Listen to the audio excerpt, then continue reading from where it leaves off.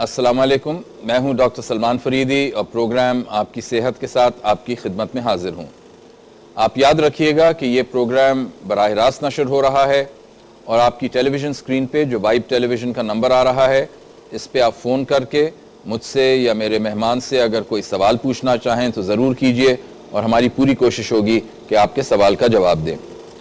नाज़रीन, आज जो हमने मौजू रखा हुआ है ज़ेर बहस, वो एक मौजू है जिसको पाकिस्तान में ज़्यादा तवज्जो नहीं मिलती और इस मौजू का वास्ता है ज़ईफ़ या बूढ़े लोगों से और उनको जो जहनी और दूसरे अमराज होते हैं बुढ़ापे में और ज़ईफ़ी में, उससे, और जिसको हम अपने मेडिकल टर्म्स में एक बीमारी है या एक कंडीशन है जिसका नाम हम डिमेंशिया या सीनाइल डिमेंशिया कहते हैं।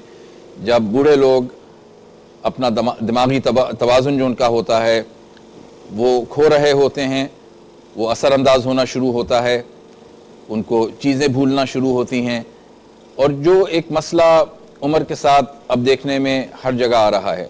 ये एक ऐसा मसला है जिससे मरीज़ ख़ुद और पूरा ख़ानदान डिस्टर्ब्ड होता है और मुतासिर होता है। तो हमने सोचा कि ये एक अहम चीज़ है जिस पे हमको गुफ्तगू करनी चाहिए और गुफ्तगू के लिए आज जिस माहिर को हमने दावत दी है वो मेरे ख़्याल से पाकिस्तान में जो पहला यूनिट है जेरियाट्रिक केयर का, यानी ज़ईफ़ लोगों के इलाज का ख़ास जो एक पहला शोबा है पाकिस्तान में, वो उन्होंने सेटअप किया है। एक मायनाज फ़िज़िशन हैं जिन्होंने अमेरिका में अपनी ट्रेनिंग हासिल की, डॉक्टर सलाल अहमद। डॉक्टर साहब, बहुत बहुत शुक्रिया आपका प्रोग्राम पे आने का। शुक्रिया। बहुत इम्पॉर्टेंट टॉपिक जेरियाट्रिक केयर बूढ़ों का। पाकिस्तान में मेरे ख्याल से पहले इस पर फोकस नहीं था, इसलिए कि बूढ़े लोगों की इतनी आबादी नहीं थी। लोग थर्ड वर्ल्ड कंट्रीज़ में जल्दी लाइफ एक्सपेक्टेंसी नहीं थी, 40, 45, 50, 55 साल लाइफ एक्सपेक्टेंसी होती थी। अब चूंकि एक एजिंग पॉपुलेशन है हमारी, बेहतर इलाज, बेहतर मेडिकल केयर की वजह से लोग अब ज़्यादा तवील उम्रों तक ज़िंदा रहते हैं, तो ये एक जेरियाट्रिक केयर का कॉन्सेप्ट आया। और दूसरा ये कि जो फैमिली यूनिट डिस्टर्ब हो गया है कि हर घर में पहले ये होता था जॉइंट फैमिली सिस्टम होता था, आदमी बूढ़ा हो जाता था तो बाल बच्चे देखभाल करते थे। अब बाल बच्चे हैं ही नहीं इस मुल्क में, जिसका बस लग रहा है वो बैरून मुल्क चला जा रहा है।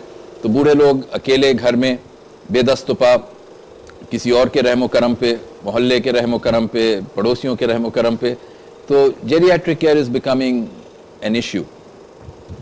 आज जो हमने टॉपिक रखा है जो डिमेंशिया का, ये बताइए क्या चीज़ है। मतलब पुराने ज़माने में तो मतलब इसको सिर्फ बुढ़ापा कह के टाल दिया जाता था और ज़्यादा फोकस नहीं होता था, अब तो ये एक मखसूस बीमारी हो गई है। तो इस पे ज़रा नाजरीन के लिए कुछ रोशनी डालिए और बताइए कि ये चीज़ क्या है।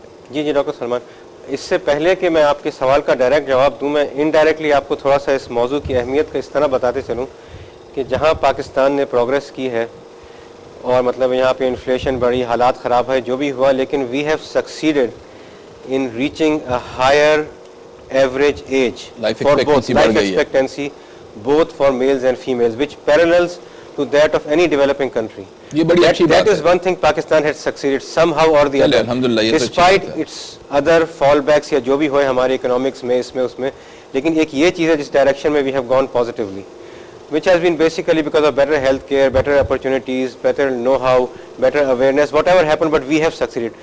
So what has happened is कि हमारे पास एक ऐसा सेगमेंट ऑफ पॉपुलेशन आ गया है जिसने पूरी ज़िंदगी मुल्क को, कौम को बनाने में अपनी खर्च की, उन्होंने पूरा कंट्रीब्यूशन किया। अब वो इस स्टेज पे आ गया है कि unfortunately they are the ones who are the most deserving yet the most neglected. Unfortunately they are the most deserving, जिनको सबसे ज़्यादा इस वक्त अटेंशन की ज़रूरत है, जिन्होंने कंट्रीब्यूट किया, और जिनको सबसे कम अटेंशन मिल रही है एक्चुअली।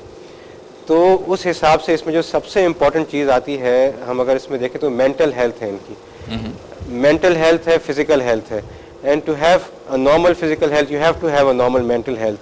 तो उसमें सबसे चैलेंजिंग बीमारी जो होती है इसमें, जैसा आपने फरमाया, डिमेंशिया या अल्जाइमर्स डिजीज़ है, जिसको आम उर्दू में बाज़ दफ़ा सिटियाना भी कहते हैं, बट दैट्स बेसिकली जो टर्मिनोलॉजी उसको यूज़ इतना नहीं करना चाहिए। भारत तो डिमेंशिया के बारे में हम डिस्कस करेंगे। डिमेंशिया की अच्छी बात यह है कि अगर इसको अर्ली स्टेज पे इसको अगर डायग्नोस कर लिया जाए at an early stage, when a person is entering into what we call mild dementia, mild होता है, मॉडरेट होता है और सीवियर होता है। तो इसको हम हॉल्ट कर सकते हैं या इसके प्रोग्रेशन को बहुत स्लो कर सकते हैं। तो ऐसी मेडिसिन अनफॉर्चुनेटली 10 साल पहले हमारे पास नहीं थी। डॉक्टर साहब ज़रा हमें बताएंगे और नाज़रीन को बताएंगे कि मतलब अर्ली डिमेंशिया की अलामात क्या होती हैं, वो कौन सी चीज़ें हैं कि अगर कोई शख्स नोटिस करे या उसके घर वाले नोटिस करें तो उनको शक होना चाहिए कि शायद इस बीमारी की इब्तिदा हो चुकी है। अच्छा जी, इसके लिए बहुत अच्छा सवाल है आपका, क्योंकि बेसिकली यहीं से हमें क्लूज मिलते हैं। इसमें एक तो ये होता है आप घर में गए, मैं जाता हूँ, आप जाते हैं घर में, आपने गाड़ी की चाबी कहीं रख दी, थोड़ी देर के लिए आप चाबी भूल गए, वो फिर थोड़ी देर में याद आ गई, आपने चाबी उठा ली। ये डिमेंशिया की अलामत नहीं है। डिमेंशिया की अलामत ये होती है कि आप घर से किसी काम से बाहर निकले और वहाँ जाके आपको यही नहीं पता चला कि मैं कहाँ से आया हूँ। एक एनवायरनमेंट आपको ऐसा लगेगा मैं एक ऐसी जगह पे चला गया हूँ जो बिल्कुल मुख्तलिफ है और मुझे ये नहीं पता कि मैं यहाँ क्यों आया हूँ। जब इस टाइप की फीलिंग्स होनी शुरू होती है इंसान को, या आपका कोई कजिन जिसको आप बहुत अच्छी तरह जानते हैं वो आया और 1.5-2 मिनट आपको लगे उसका नाम या उसकी शक्ल से शनाख्त करने में कि ये वही आदमी है, ये होती है इसकी अर्ली स्टेज की। आम तौर पे ये होता है कि लोग इसको इग्नोर करते हैं और जिस शख्स के साथ ये होता है वो भी समझता है कि यार ये तो ऐसी मैं भूल रहा हूँ, तो मुझे याद आ जाएगा, आज बुरा दिन था, आज गुस्से में था, ये था, तो छोड़ देता है इन चीज़ों को। जब ये चीज़ें और आगे बढ़ती हैं तो फिर ये माइल्ड से मॉडरेट में जाती हैं। यूजुअली जब ये मॉडरेट पे आती हैं वहाँ आके फैमिली मेम्बर्स के सामने बाज़ दफ़ा ये होता है कि वो ज़ईफ़ शख्स जो होता है वो एक अंडरवेयर पहन के अपनी बहू के सामने आ गया, not with any bad intention.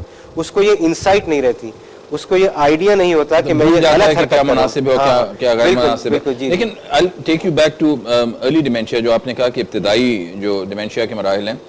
देखिए मेमोरी लॉस, थोड़ा सा हाफजे का कमज़ोर हो जाना, ये तो वैसे भी उम्र के साथ होता ही होता है कि अक्सर लोग चीज़ें याद करना चाह रहे हैं, नहीं याद आ रही। जी जी, जब जवान होते हैं तो आपको चीज़ बड़ी जल्दी से याद आ जाती है।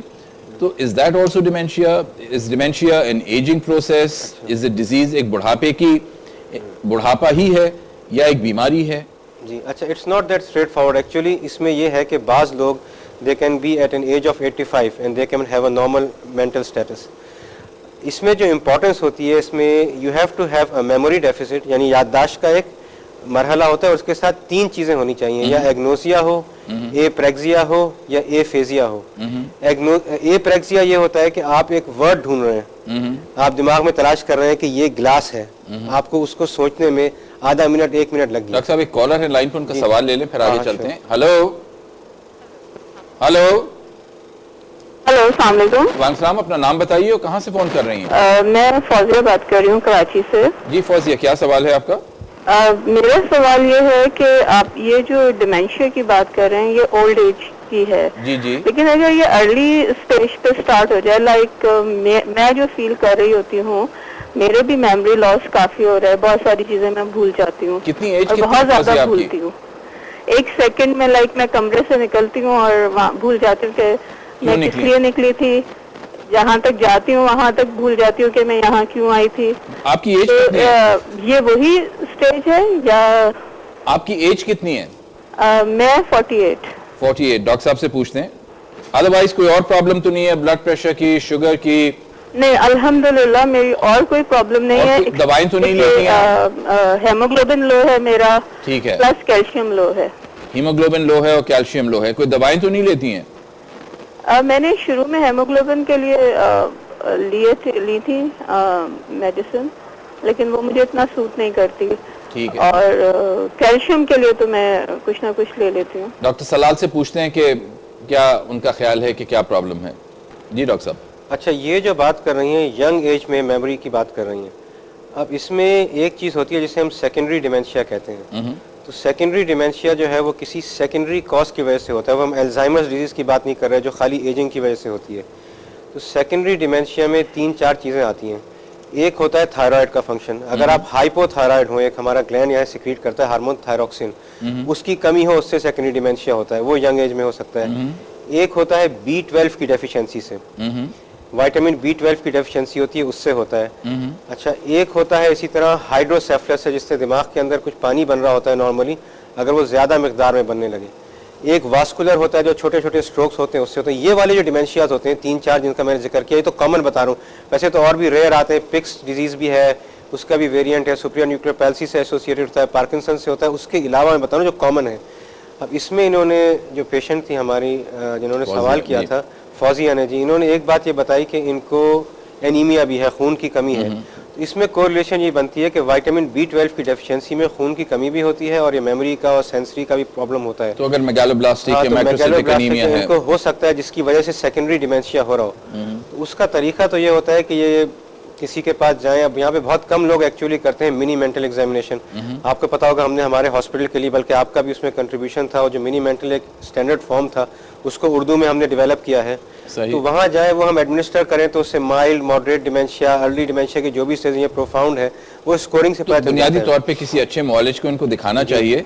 मॉलेज भी अनफॉर्चुनेटली यहाँ पे इस फील्ड के बहुत कम है एक्चुअली। ठीक है, तो मतलब क्या पता आपको ही दिखा लें, तो वो किसी जेरिएट्रिशियन को दिखाएं जो बूढ़े लोगों के अमराज का माहिर हो, और जो मतलब सेंसिटिव टेस्ट होते